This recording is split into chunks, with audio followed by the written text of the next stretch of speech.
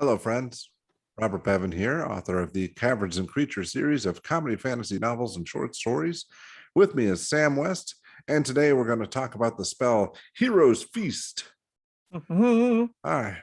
Now, when I was reading through the description, this felt like an out-of-combat healing spell, but it's a lot more than that. And if I read this correctly, a little bit less than that as well, because while it does boost your maximum hit points and give you that surplus in additional hit points, it doesn't actually heal anything you lost prior to that, correct? Right. Oh.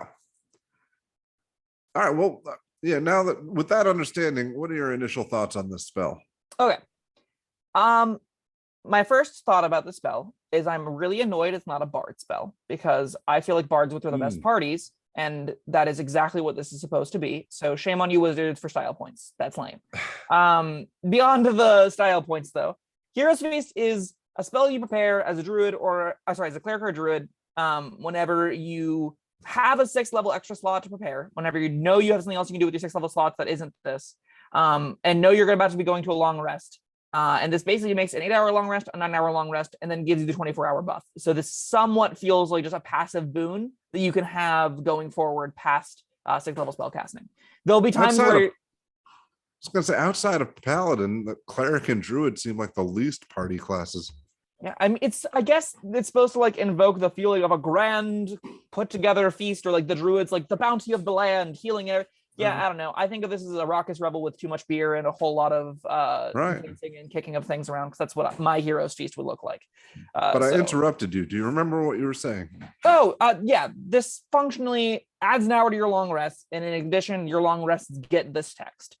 That's how I view Hero's Feast. This is kind of a static buff that you can consider getting past this point, where if you aren't using a 6th level slot the day before and are going into a long rest with one available, you spend an extra hour and you get an extra effect.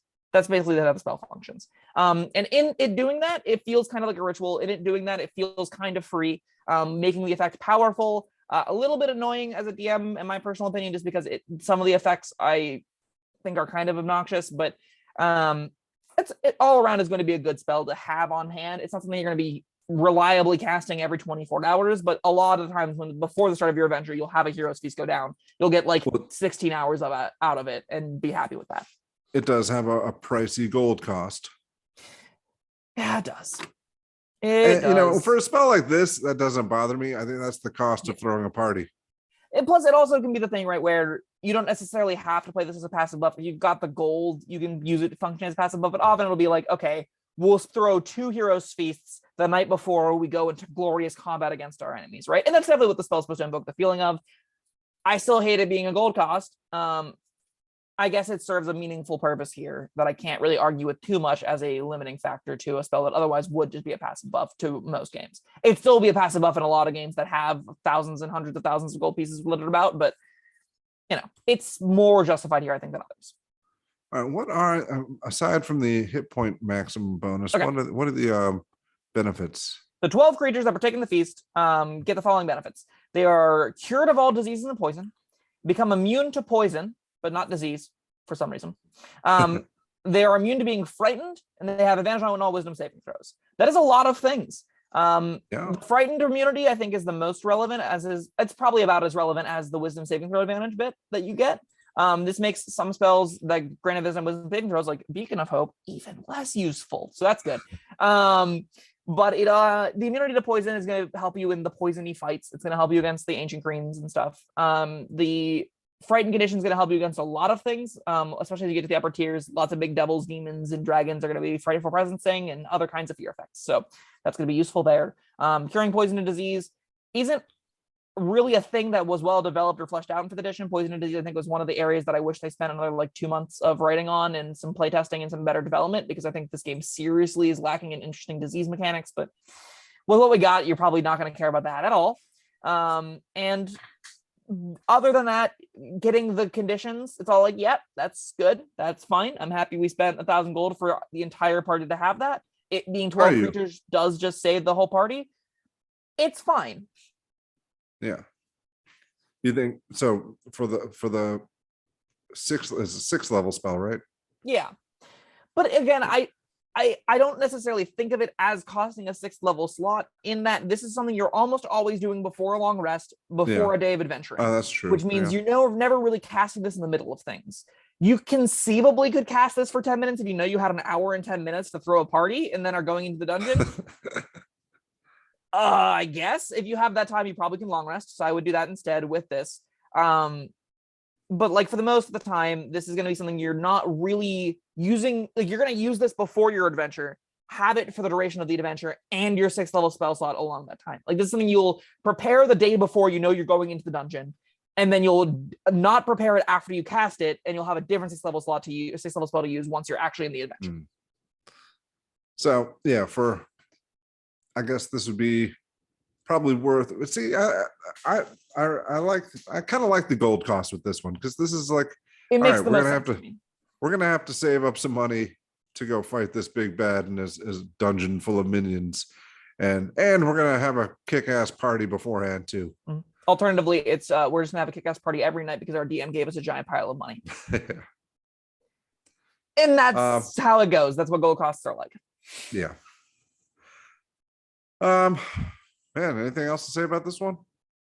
There's not a lot to talk about. I think that there may be, I could talk about this, I guess. There are going to be some tables where you are the new DM and you did accidentally give them a treasure hoard whenever they killed that red dragon that they weren't supposed to kill by accident, and now they're sitting on the amount of money you told them was in there, which was like 1 million gold pieces or something, and then they reach this stage of the game and you're like, oh dear sweet god, they just have this effect constantly. How do I deal with it?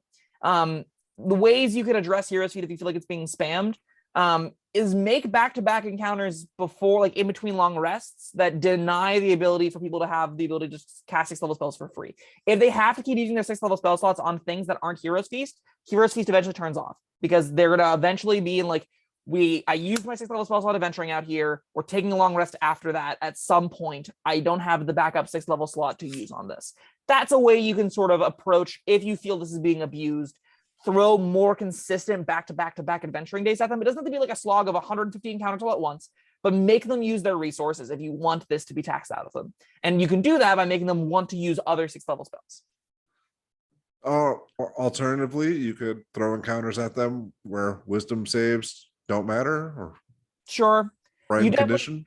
It does really hurt that most of the interesting stuff that comes from monsters in the monster manual is attached to wisdom saves and frightened effects. So, you have that problem. But that's just D&D. That's where, actually, a quick plug, go to third-party material. I think this is an easy place to say.